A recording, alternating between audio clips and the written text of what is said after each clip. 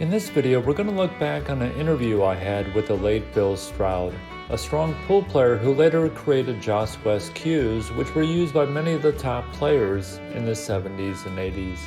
In the interview, Bill tells many road stories of his run-ins with legends of the game, along with secrets that he picked up along the way. And traveling with Taylor, Eddie Taylor, the way he taught me to bank, and is the way I bank basically, is in the vertical center of the cue ball, and use speed to basically control the angles, and you play with, I call it an inert cue ball. Now I don't know if people understand that, but kind of a scooting, dead cue ball.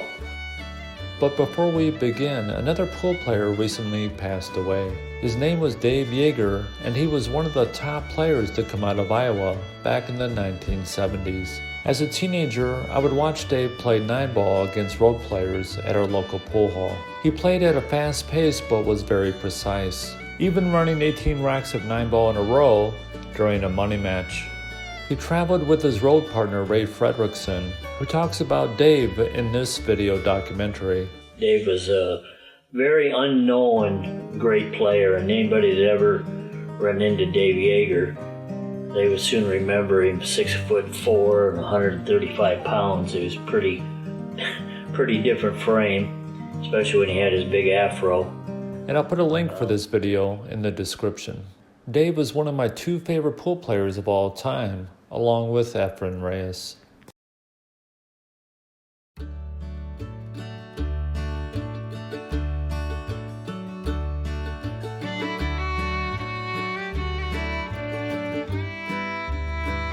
I lived on a farm with my family up in Missouri, a little town, Lexington, Missouri. When I was 5, I think, for Christmas I got a little carom board. It was about this square. Had little green net pockets in 4 corners, and had a kind of a checkerboard thing in the middle, like you could play chess or checkers, and it had a bunch of red and green wooden hoops, about that big around, and came with a couple little wooden sticks like this that you could push them around and push them into the pockets. And it kind of caught my interest, so I spent a little time with that. And then I had an uncle who sold school buses in Kansas City. My uncle mentioned that they had an old pool table up in the attic, and I asked him about it, and he said, well, it's a small table. It's one of the fold-up leg things, and he says, you're welcome to it if you want it. And I didn't take it, we didn't get it then, but I went home and I just couldn't forget about it and pestered my parents until I convinced my father to go up and get it.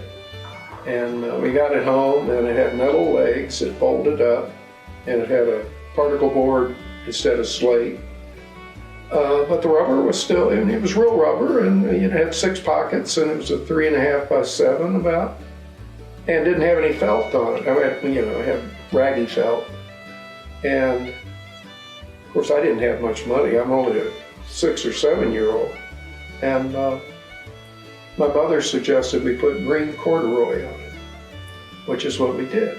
We ran the wales lengthwise, and I saved up my allowance from doing chores and working on the farm, and bought a set of balls. They were 2 1/8, but they were pool balls.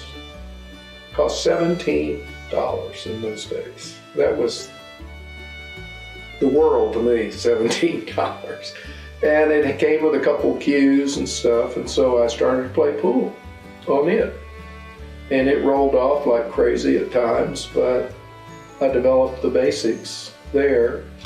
And I went over across Dallas and bought my first cue was a Willie Hoppy. I paid $17.95 for it. And it had a leather wrap, which I eventually changed. I would just set up shots. out of the book and practice them, and every shot that came up that I didn't understand, I would just practice until I did understand it, because I wanted to know why things happened. You know, I think the greatest asset to becoming a pool player, at least, is curiosity. You know, you just, something happens and you say, well, how did that happen? And, you know, let's figure it out. And I think all good pool players have that in common. When I wasn't working, I'd work after school till they closed, usually 6, 7. I would go to the pool room. They had a pool room over on Haskell in Dallas. And there I met real pool hustlers. This was a real pool room. I mean, it had old arcade tables. It had the old style Coca-Cola machines with the water in it, and the little bitty Cokes. And it had a rack man, and it had some fairly good players, but I was soon the best player. And I wasn't very old. And from there, I would go downtown in Dallas to the Palace, which was upstairs, and I'd go back and play Charlie Clark. And Charlie was a great customer. I beat Charlie a little later on. I beat him out of my first $500 bill I ever won. And I also beat him out of the first $1,000 bill I ever won. And this, you know, this is what, 59, 58, somewhere in there. I was still pretty young. About that time, the Cotton Palace opened. 44 bowling lanes, the 12 pool tables, and they weren't exactly 4.5 by 9s. They were some kind of off-brand and some kind of off-size. So they were a real home court advantage, but there were a bunch of good players in there. And I got to be the best player. And we had guys come through like Detroit Whitey, Fatty, of course. But we had a lot of good local players that played in the place too. Grady would come up from Houston, and I just drummed everybody in that place. I was virtually unbeatable in the Cotton Palace. Alfie Taylor, who was in the Air Force, I'm sure you read his book. He wrote a book about pool and his life, kind of. It's a great read. He was in the Air Force, and he could play. He was Jack Taylor's brother, and he could play pretty good. He came in there on the lemon one night while he was still in the Air Force and asked for the 5 playing 9-ball. I used to give guys the 5 up routinely because I just didn't miss any balls, period. I just beat his brains out. He just couldn't believe it. I mean, you know, I was playing a guy in there. I ran 12 racks on a guy once, giving him the 8 for $3 a game in the Cotton Palace with 100 people there, you know. And it was great. We had, it was open 24 hours, and all the late night owls would come, you know, the thieves, the card sharks, the strippers. Jack Ruby would come and bring Chris Colt and a bunch of other strippers from his club downtown. He was a regular in there. And Titanic Thompson, who you've probably heard of, well, that was his home base. He lived catty corner. There was a Kips over here and a bunch of apartments catty corner from the Cotton Bowl over on Lemon Avenue, and Titanic lived over there. And I learned an awful lot about gambling propositions. Bumper pool players, we had the best bumper pool players in the world there. And they'd be playing $200, $300, $500, $1,000 a game every single night. And railbirds galore. When I'd get in there and play $1,000 a game 9-ball, betting my own money, and some of the guys I'm playing are laying off another $2,000 or $3,000 on the rail. I mean, it was unbelievable, phenomenal. Too good to last, unfortunately. And eventually, the feds came and busted it. Threw everybody in jail except me. I was on the top of the list, but I just didn't happen to be in the pool room that night. They threw everybody in jail and hauled the pool tables off, put the pool players in these tractor trailer things, and hauled them down to jail.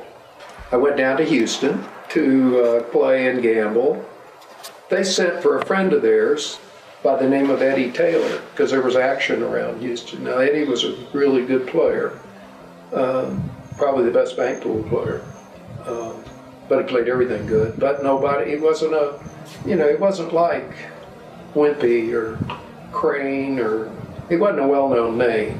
And Eddie came into town, and we took him around. He wins all the time. And then he asked me if I wanted to take a trip with him. So, I mean, that was an opportunity that I certainly didn't want to pass on. So we took off and traveled on the road together, just the two of us, for about 8 months, I guess. He used to play, and I was a good player. I was beating everybody playing pool. He would play me bank pool one-handed to 2. I never won a game. Not one game. And, I'm capable of running 6 or 7 banks. And he'd get up and bank 6, 8, 10. One day, bank 14, one-handed. And Ronnie Allen was supposed to be the best one-handed, one-pocket player in the world at that time. Eddie and I were at the Stardust. They matched up to play some one-handed, one-pocket in the air. You could brush the cushion, but you couldn't lay the cue on the cushion. And I didn't know if Eddie had a good game or not, but I'm in with him because he's just the best player I ever saw. And I'm sitting there. They had 2 tables in the back room there where all the gambling took place at the Stardust in Vegas. And I'm sitting next to Squirrel, Marshall Carpenter. And I'm talking to him. I said, Marshall, I don't know if we got a good game here or not, because Ronnie had such a strong reputation for playing one-handed. And Eddie's out in the middle of the table, and I'll never forget it. And he's got an end rail bank on 8-ball. Cue ball's out in the middle of the table.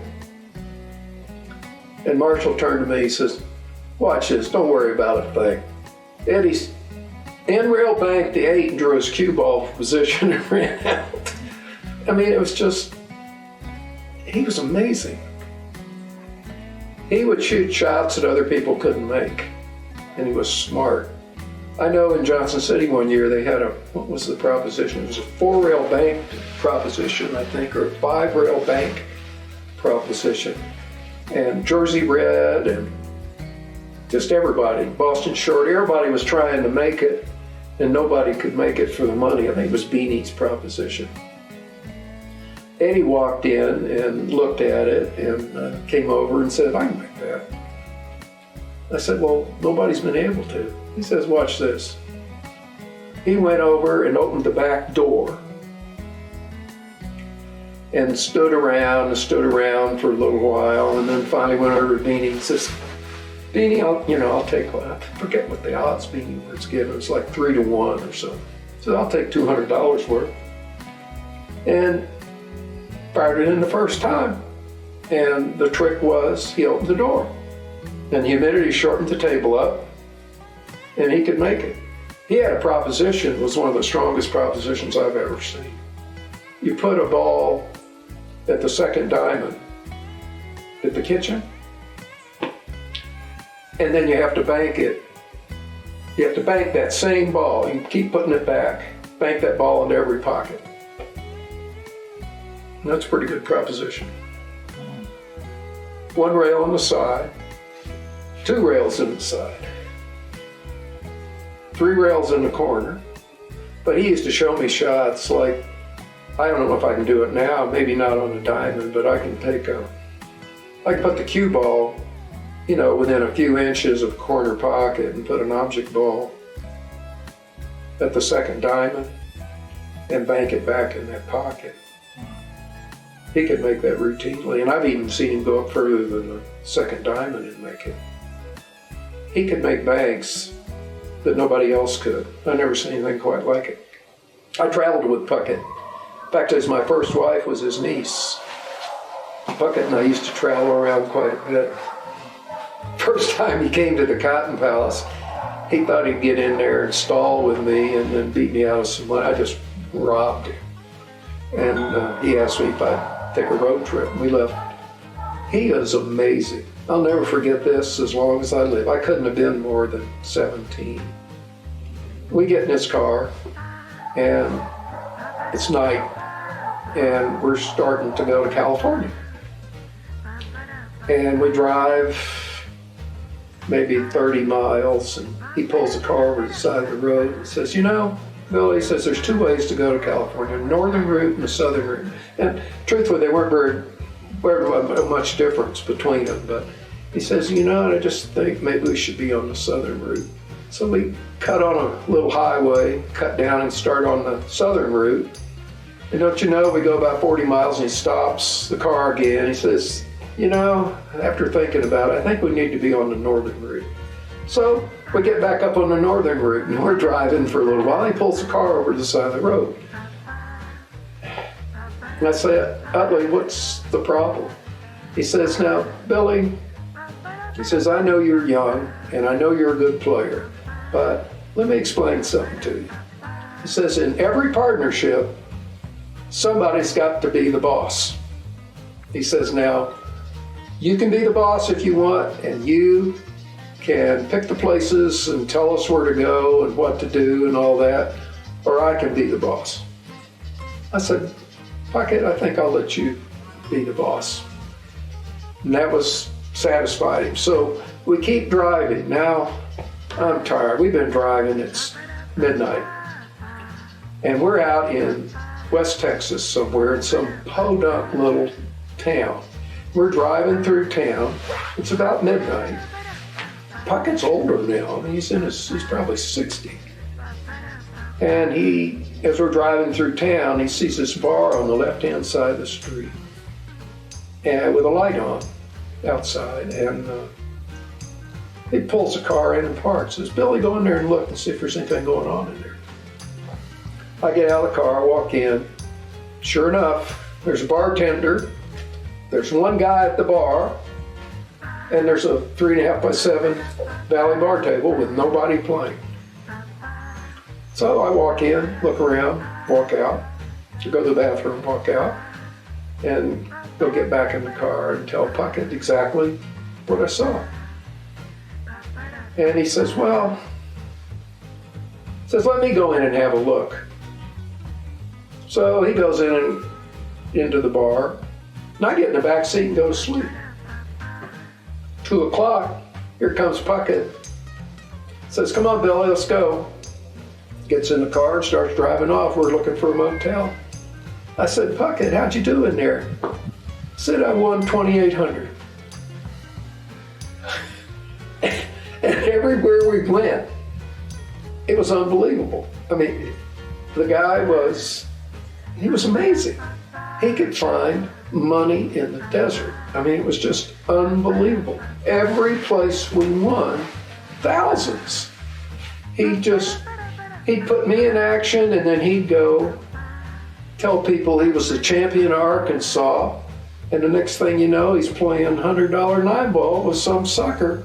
I've never seen anything like it in my life. Not everyone could be a hustler. Not everybody would want to be a hustler. But for those who were interested in giving it a shot, I had Utley explain to me how it's done. The first thing I do is just I don't deceive anybody. I always tell everybody I'm the champion of Texas or wherever the license plate's on my car. If you came into a place like this and you weren't known, right? It wasn't, and there was, say, this many people, yeah, early evening or late evening, right, and you wanted a game, how do you go about getting a game? Well, it's just there's no set pattern, really. You have to do just what comes natural. You know, like things come up, like if I come in here and nobody knew me, the first thing I do is practice, just like we've been doing. Mm-hmm. But I play worse than you've been playing.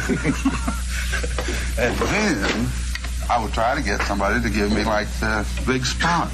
The big spot now. A handicap. Whether it's because I can't play anymore, right? And when I used to play, I wouldn't ask for a spot. Now I need a spot. There's 100 people around here can beat me, really, in Fort Worth. Come on. And that don't count in the state of Texas. Well, if I come in here, I just ask somebody if I was in a hurry, you know, it didn't look too good. I'd say, does anybody want to play some 9-ball for 20? I used to be the champion of Arkansas. I'll tell you before we play. You look just that sincere. I look just that sincere. And then I'll practice. And I won't make no balls. And then I sit down and fall off the stool.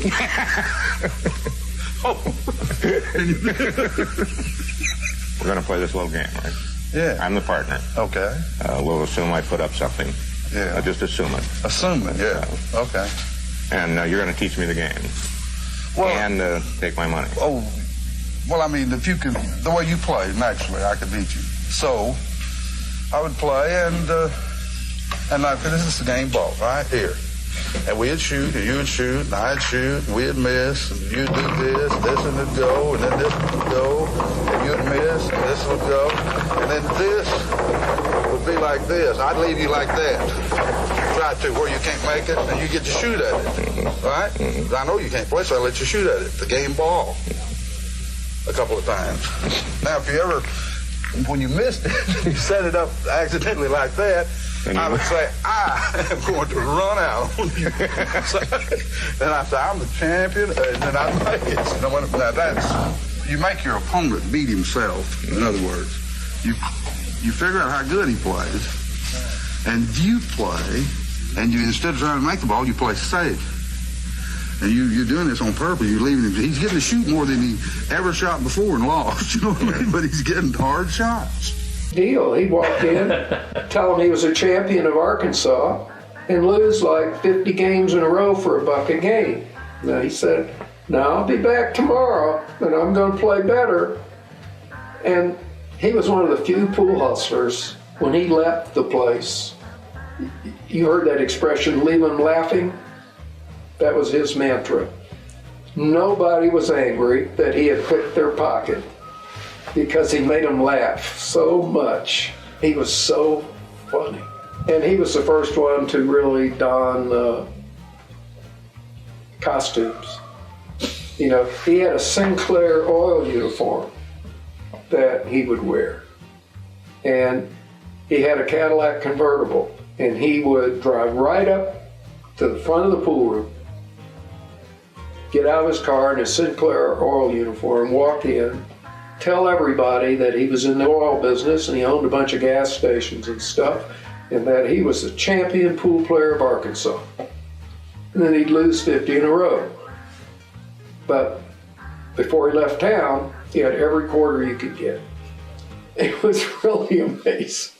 Oh, I used to go to Beanie's all the time, you know, in Shirlington, Virginia.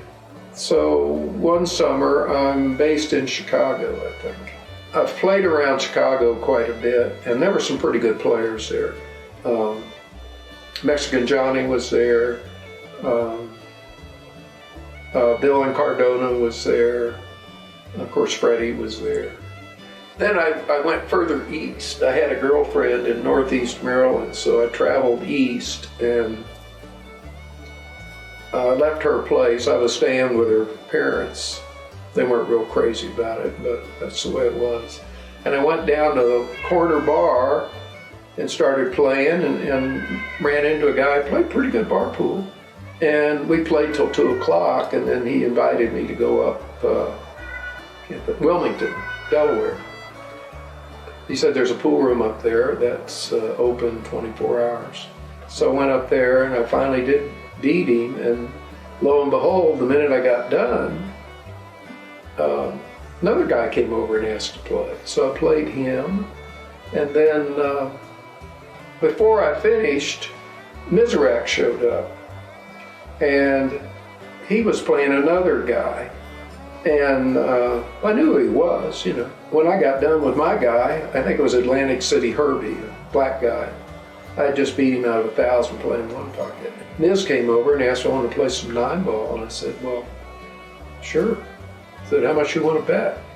I think he said 100. I said, I'll play some for 300 or 400 a game. You know, because 100, for me, it was not much money in those days. And so we started playing. I think we played for 350s, the most we played. We broke even after about 10 or 12 hours, you know, so that was a pretty long night for me. You know, but I traveled all around, up around Boston, New York City. In New York's one of the places I got beat.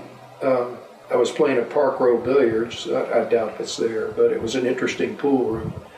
You had to take a big kind of freight elevator from the ground level down, I don't know how far, maybe 2 stories or something. And the pool room was down there. And they had up on the street level, it's the only place I've ever seen this, they had like a storefront with bars on it, and behind the storefront they had a TV set. And on the main gambling table down there, they had a video camera. This was long ago, way before its time. They had a video camera, so you could drive up in your car and you could look at the camera, at the screen, to see if there was any action down there. If there was, you'd go put your car in a parking lot and go down there. Anyway, I was down there, and they sent for Toby. His name was Toby Sweet. I don't know if you know Toby or not. Well, I'm from the South, or learned to play pool in the South, where we try to hit the ball. When you go back east, everybody plays push-out. So he wouldn't play unless we played push-out. Well, I didn't know it at the time, but he probably is the best 2-shot shootout player who has ever lived. And he's got me, I think, 8 games stuck at 50 a game. I haven't had anybody beat me in forever. And I could see why I was losing. Every time he got out of line, he would push out, and he'd push out to a position where he could play safe rather than take a tough shot, you know. Well, I didn't know how to do that. Finally, at 8 games loser, I just couldn't stand it anymore. So next time it came up, he pushed out, and you could push out behind a push out in those days. It wasn't, 2 fouls and ball in hand. If you pushed out, I could push out. You could push out, I could push out. So I just pushed the cue ball over to the middle of the table for an end rail bank, which I was a pretty good banker. He said, shoot, I banked it in and ran out. Next game, did the same thing.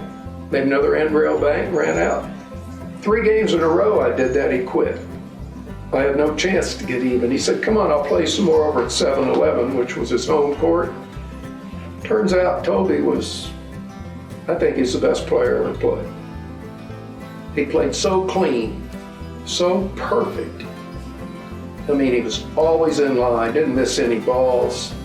If he got out of line, he played the best push out you ever saw in your life. The guy could really, really play.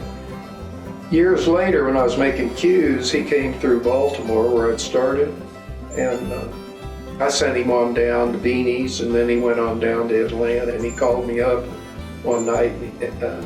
He wanted to see maybe if he had a good game. He said, last night I won 2,800 playing this local guy, giving him the 8-9. I said, well, who are you playing? He says, well, the guy, he says his name is Billy Johnson. Now, Billy was a good player. He told me, gave him the 8-9, just robbed him. He was the nicest guy to go to dinner with. The minute he got up to play pool, looking in his eyes was like looking at a shark. He was relentless. It was unbelievable. And he took a lot of shit too. When he was out working for Brunswick, promoting the Gold Crowns and the bowling alleys and all that. I've watched him play 2 separate times where he was just taking so much shit. It was unbelievable. He was in Dallas, he was playing in a bowling alley in an exhibition with Ernie Gomez, who was a kind of a fat Mexican guy that we all loved. He was funnier than hell. And he was really riding Mosconi, and he had Mosconi, I can't remember the exact score, but it was something like 33 to -2 or something like that. And Ernie, he was light on his feet, could dance and all that, and he was just cabareting in front of all his friends and everything. And he finally, I think he went a little too far. He barked at Moscone and says, "When are you going to run out, Moscone?" Willie jumped out of his chair when he got a shot and said, "Right now." And he meant it. And he ran dead out like there was nothing to it. And then I watched him at an exhibition in Baltimore. They had the TV cameras, and it was for charity or something. And he was playing a stripper, a famous stripper from Baltimore named Blaze Starr. Every time he was getting ready to shoot a tough shot or something, she'd bend over and stick her right in line with the pocket or everything. He ran like 140, like there was nothing to it. He was amazing. I've only seen him play a few times, and I've been out with him a couple times. He center balled things so good. He showed me he had and you probably appreciate it, he had a cinch shot for those, those real tough straight ends, when you're hanging in the pocket and the 10 balls or the 9 balls up there, and just one of those muscle shots that you just gotta suck it up and make. And he had a special little stroke, and I hadn't thought about it in years, but I was watching Hopkins play some straight pool, and when Wimpy showed it to me, I didn't give it much thought, but in essence, it's kind of the stroke that Hopkins uses, if you've ever seen him play. Mm-hmm. And Willie told me, move your hand up on the cue. Oh, Lassiter told you that. Yeah. Mm-hmm. Mm-hmm. And it was like a little short stroke, to negate any kind of sideways movement or anything, or hitting the cue ball, off center. I mean, he speared the toughest shots in better than anybody. That's why he was so tough to beat. My feeling is the better players can find center ball better than the non-better players. Yeah. And it seems to be, it seems to be a gift. It seems to be the one thing that separates the really good players from everybody else. The ability to find that center ball. It's not so easy. And then it just dawned on me one day that I'm just not going to be able to make a living playing pool. So I decided I needed a job. I guess most pool players have to make that decision sooner or later. I ran into Danny James, my ex-partner in the cue business, in Maryland on one of my road trips out there. And we just kind of hit it off. We beat a bunch of people around Baltimore, and we took a couple trips down into the Carolinas and beat some people down there. And on our trips, we kind of discussed the cue situation because we both were interested in cues, and there weren't very many cues available. It took forever to get a cue from George Balabushka, and we didn't like Ernie's cues and the way they played, and there really wasn't anybody else. Viking was in the cue business, and Mucci was working up in Chicago for Dick Helmstetter at National Tournament Chalk. I called Danny up and I said, let's try the cue business thing. So I drove out there with all my stuff, rented what was a old clam house or something, kind of a garage type building, and started it there. And we, the first cue we made wasn't really saleable, but the second one was. We sold it for $90 and $15 an extra shaft. Danny and I made 5 cues, took them to Johnson City, sold them all the first day. Mike Siegel and Larry Hubbard, who were 2 really good road agents, came by. We made them each a cue, and they kind of were like Johnny Appleseeds. Danny and I used to laugh while we're working, because you could tell where Mike and Larry were by the people who called to order cues, because they just beat everybody wherever they went. And we used to laugh about it, you know, saying we could just take pins and put them on a map and follow their trip, because every time they left town, people called up to order a cue. You know, it just went on and on and on. And at one point, we had virtually every good player in the world playing with one of our cues, one of the Joss cues.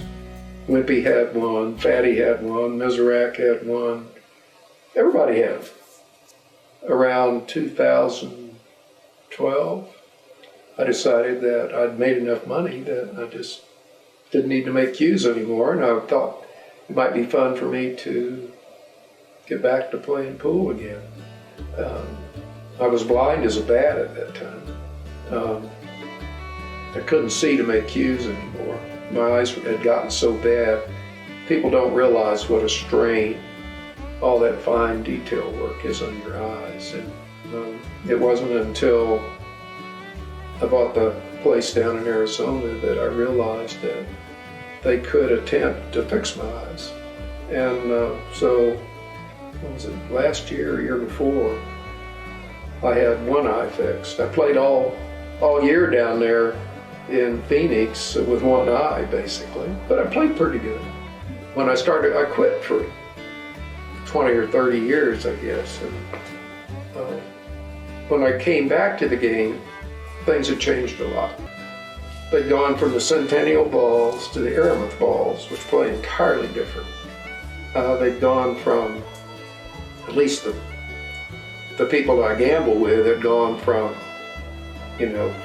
4 and 5/8 inch pockets on gold crowns to 4-inch pockets on diamond tables. And it was like swimming in a different ocean. I mean, and I'm still struggling with the way the diamond tables play. They're not very forgiving. I've just, had to take my pool game apart and try and redo it, and truthfully, your videos have been a big help. Oh, well, I appreciate that. Oh, you just have no idea. I tell everybody, there's a lot of information in there that you're just not going to learn anywhere else. That's the truth. And I'm not saying that because well, I appreciate that. You're sitting here. I'm saying it because I believe it. And I'm a big promoter. And traveling with Taylor, Eddie Taylor, the way he taught me to bank, and is the way I bank basically, is in the vertical center of the cue ball. And use speed to basically control the angles, and you play with, I call it an inert cue ball. Now, I don't know if people understand that, but kind of a scooting, dead cue ball, because it's more predictable. A lot of those trick banks that come up playing one pocket where the object ball is in between the two pockets and very close to the rail, with that sliding cue ball, that inert cue ball, they're really hangers. It's pretty hard to miss one if you know where to hit it, and the speed and the stroke to use on it. And a lot of banks are just easier with that inert cue ball. But then when I got your video and I started looking at, I had just been guessing all those years, and started to look at the numbers and see where I really had a point of aim on the rail. Well, it just changed everything. Was it last year? Not this year. Last year I played down at Colby's in Phoenix and played Scott and other good players, and my percentage of embryo banks was phenomenal. I put it up there with anybody, but I used your system because it's the same system you kick with, basically, on the end rail banks. Yeah. It seems like you don't have to impart any English on the object ball because the distance has enough time for the object ball to follow the correct path. So, that's what I do nowadays. I play in some tournaments, practice, try and improve my game.